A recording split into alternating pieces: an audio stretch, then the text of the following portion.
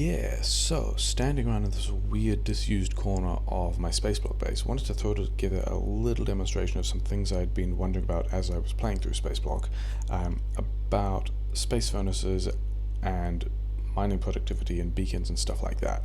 So first of all, basics of Spaceblock, I guess.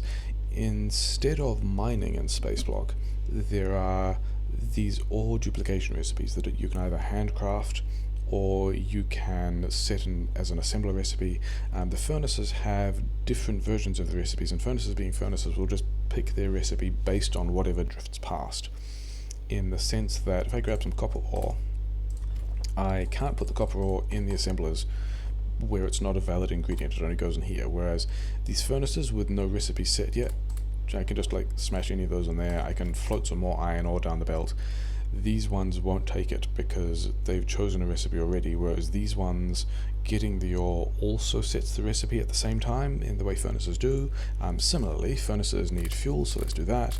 The other thing to mention is that because the input stacks and output stacks are not the same thing, you have to keep shuffling this ore in and out of the machine, otherwise it'll run out of input and stop. And this is how vanilla Factorio works, except that there aren't any recipes there that have the same resource before and after as sort of inputs and outputs, so it's not a thing you see there.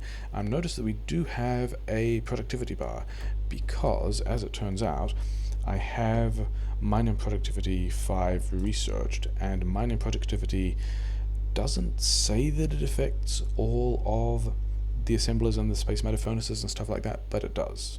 So 50% mining productivity, 50% productivity on all these space furnaces, 50% productivity on each of the recipes for the different bits of duplication here. The oil duplication also gets 50% productivity from mining productivity, and the uranium duplication also benefits from mining productivity, even though none of these things you can actually put productivity modules in them. Like, and even these guys, there's actually no modules you're allowed to put in the space matter furnace. You can't even put speed modules in the space matter furnace.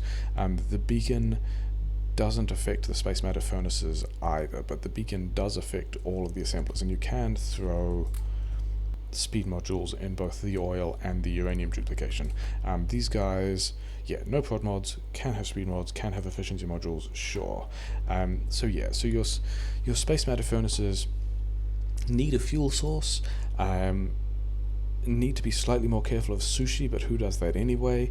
The crafting speed of 1.5 is faster than the base crafting speed of a tier 3 assembler, and definitely faster than the tier 2 assemblers you'll have sort of earlier in the game, but you can't beacon them later, or I guess don't need to worry about building builds that allow you to beacon things later, whereas yeah, tier 3 assemblers, you can get these things going a bit faster if you want to. And then mining productivity, also a thing. So yeah, that's pretty much what I wanted to cover today. Mining productivity does stuff, beacons do stuff, but only for assemblers and the chem plants and space refineries. Space matter furnaces just carry on doing what they do.